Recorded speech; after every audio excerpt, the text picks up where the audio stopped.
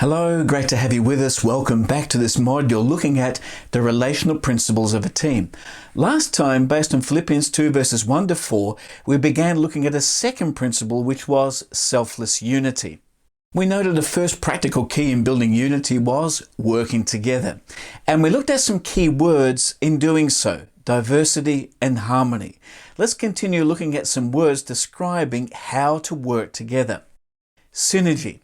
If there is diversity and harmony, then a key to working together is synergy, which requires every person to do their part to achieve the overall team's purpose. Synergy, by definition, means that the sum total of what two or more people can do collectively is greater than what individuals can achieve on their own. The basic concept is that the collective whole, working together, is greater than the sum of its unconnected parts, working separately. The English word synergy derives from the Greek word synergos, which, when used in Scripture, refers to co-workers in gospel ministry. In other places of Scripture, it can be translated as workers, working together, and partner. In summary, it means working together. Ecclesiastes says that two people are better off than one, for they can help each other succeed. Three are even better, for a triple braided cord is not easily broken. I once shared the speaking at a conference with a successful dentist who owed many practices across his home province in Canada. He shared that synergy is not just a term used in business or organizations, but a term also used in pharmacology. When two or more pharmaceuticals are administered together, one substance can increase the effect of the others. It has a synergistic effect. He also mentioned that the opposite effect of some drugs is antagonistic. That is, some medicines diminish the effect of another. Antagonism is the opposite of synergism.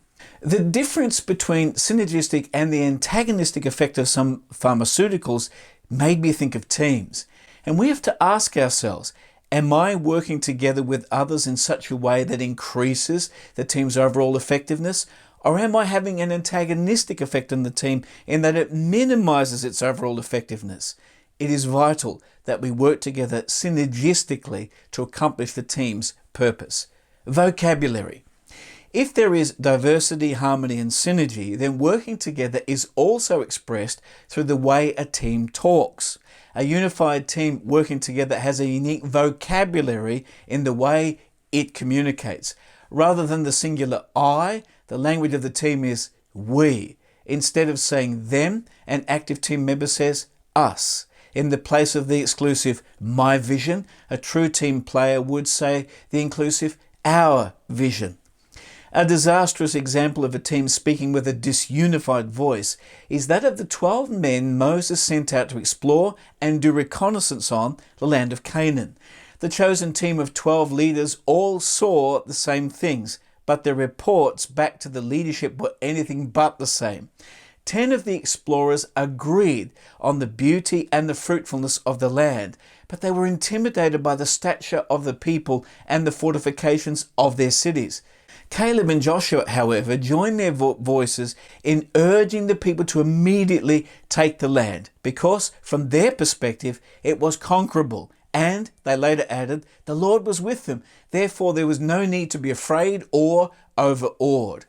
This lack of unity among the team affected the whole community, who were not only unsettled and fearful, but wept aloud, protested against their leaders, and plotted to appoint new leadership and to go back to Egypt.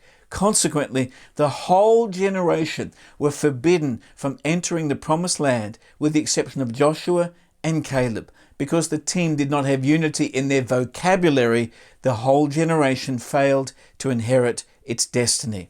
Mentality. If a team has diversity, harmony, and synergy and the right vocabulary, then a further ingredient of working together is adopting a team mentality. This means to be of one mind, that is, to have the right mindset toward one another and the team's purpose. There are some examples in Scripture of people being of one mind.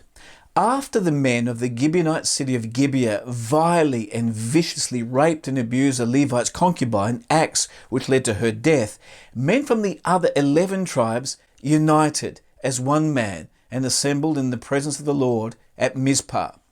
After Saul's death, thousands of fighting men from all the 12 tribes came in battle array with the single purpose of making David the king over all Israel. In the early autumn of the year the exiles returned from their captivity under the Babylonians and then later the Persians, the people assembled in Jerusalem with a unified purpose to rebuild the temple. In all these cases, they had a single purpose. The application here is that a team working together would think as a team, act as a team, play as a team, pray as a team, work as a team, and support each other as a team. This is reminiscent of Benjamin Franklin's renowned quote when signing the American Declaration of Independence. We must indeed all hang together, or most assuredly we shall all hang separately. Then there is the well-known quote from Alexandre Dumas's novel The Three Musketeers. It sums up this point perfectly. All for one and one for all. That personifies the mentality of a unified team. Proactivity.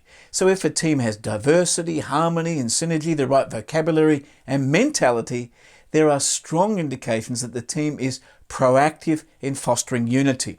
Unity is not passive. It requires proactivity. It doesn't happen by accident, but through attention and intention. Like all relationships, unity has to be built. Paul urged the Ephesian believers to make every effort to keep yourselves unified in the Spirit, binding yourselves together with peace. The words make every effort imply action. It speaks of doing all within our power, doing our best, doing whatever we can, and putting in an effort to work together. Tying off this first way to build selfless unity, we note that we must work together. Working together means that we embrace diversity, we flow in harmony, we work synergistically, we speak the right vocabulary, we adopt a team mentality, and proactively do and give our best to the team and its task. Next time we'll continue looking at how practically we can foster unity. See you then. God bless.